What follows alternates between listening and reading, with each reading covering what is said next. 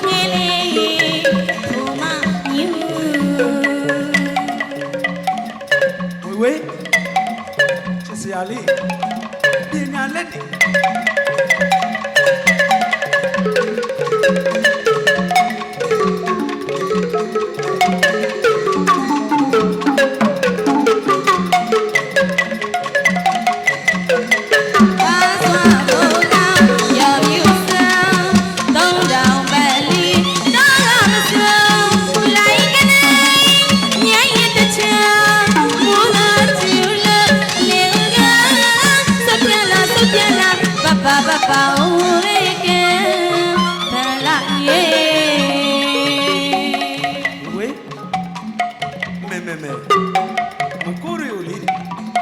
ချစ်စရာလေး